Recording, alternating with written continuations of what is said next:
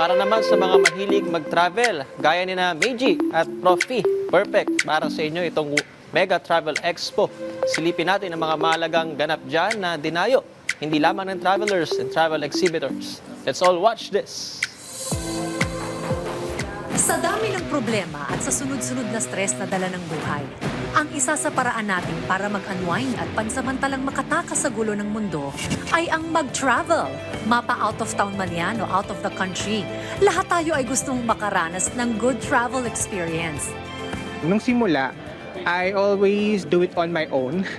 So I don't believe in mga travel agency. But yung mga travel agency kasi na-realize ko na parang they really help your life sobrang easy when you travel. Kasi you don't need to worry about your food, the resto, the transpo, and also the hotels. Masasabi kong best ang ating magiging travel kung merong nag-aasikaso ng tour natin at merong nagbabantay ng tour natin. Kaya naman sa lahat ng nagbabalak na mag-revenge travel, swak na swak para sa inyo ang nalalapit na Mega Travel Expo. Dito ay magsasama-sama mga travel agencies, hotels, resorts, airlines at iba pang institusyon, kumpanya at negosyo na nasa travel industry. Pag nag-visit kayo sa booth namin at nag-book kayo ng Batanes, you will experience yung Katdan ni Odan. We also have Boracay, El Nido, and Bohol, and also European packages po and Asia packages. We're going to give discounts, as in big discounts, for all the Burr months events, especially sa mga company events, and also we will give them some food tasting.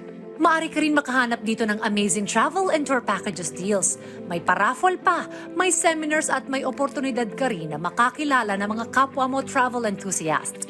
We will offer extra discounts for your travel needs like Boracay, Palawan, El Nido, Coron, and also we do have all international packages.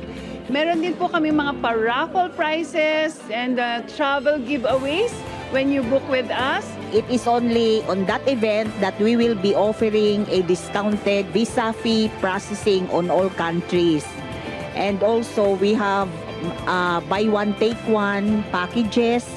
Layunin ng event na ito na i-showcase sa mga travel enthusiasts ang latest trends, destinations at innovations sa travel and tourism.